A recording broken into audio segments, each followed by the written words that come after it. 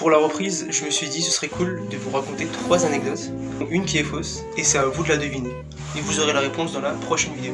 On est parti pour la première anecdote. Ça s'est passé au lycée, en plein cours, mais j'ai eu une idée qui était de me connecter au vidéoprojecteur de ma salle de classe avec mon téléphone.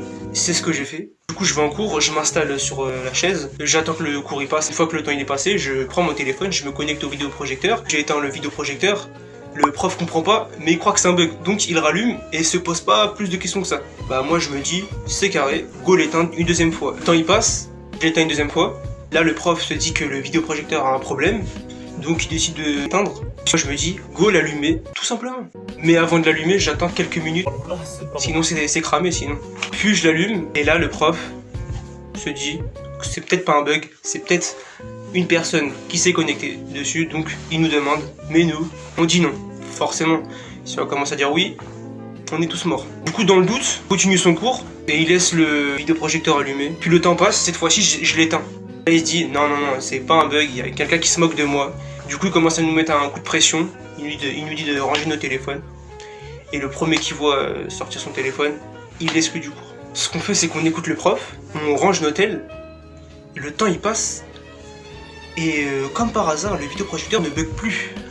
Donc lui, il est vraiment sûr que c'est un élève qui s'est connecté dessus.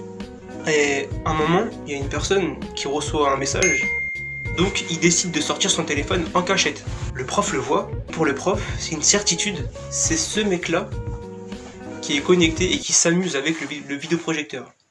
Donc, il décide de lui mettre un coup de pression, et il voit que l'élève sourit, donc encore plus sûr, et du coup il vire. Voilà, c'est fini. C'était la première anecdote. On est parti pour la deuxième anecdote. Mais avant que l'histoire commence, j'étais en récréation avec 2 potes à moi, donc on était 3. On parlait. Et à un moment, il y a un pote à moi qui a une enceinte qui décide de nous dire « Venez les gars, je me connecte sur mon enceinte. Venez, on la cache dans la salle de classe. Après, on retourne en récré. » C'est ce qu'on a fait. Le temps passe, ça sonne, du coup on va en cours. Là, l'histoire commence réellement. Une fois qu'on est installé, on attend quelques minutes. Au début, mon pote, il met 2-3 bruits, mais qui durent maximum 2 secondes, à la limite 1 seconde même. Le prof, il fait pas trop attention à ça. Peut-être qu'il croit que c'est dans sa tête, peut-être qu'il croit que c'est au loin. Mais en tout cas, jusqu'à là, ça va. Et à un moment, mon pote, il voit que le prof réagit pas. Il commence à mettre des sons plus longs, 3, 4, 5 secondes, mais avec le son à fond.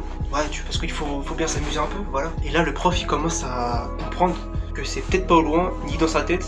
Et il se dit, c'est peut-être un élève qui s'amuse avec son téléphone. Forcément, il va pas croire que c'est une enceinte. C'est pas la première idée.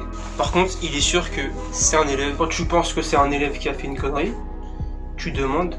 Et comme l'autre histoire, on a tous dit que personne s'était connecté. Le prof a bien compris qu'il y avait une personne qui s'était connectée, mais il a fait comme si on disait la vérité. Le cours passait, plus le temps passait, et plus on remettait des bruits.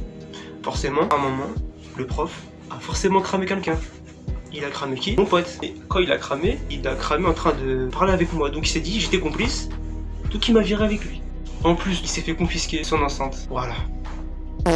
On est parti pour la troisième et dernière anecdote. L'anecdote, elle commence à la cantine. J'étais avec mon pote, on parlait, et au fil de la discussion, on a eu une idée. Une très mauvaise idée, d'aller dans les toilettes d'un bâtiment, et une fois dans ces toilettes, allumer le robinet, et de repartir comme si on n'avait jamais rien fait. Bah c'est ce qu'on a fait. Voilà, à chaque fois qu'on a une idée, et ben on le faisait. Fini de manger, on part dans le bâtiment où il y a ces toilettes, on allume le robinet, on repart, comme si on l'avait jamais allumé.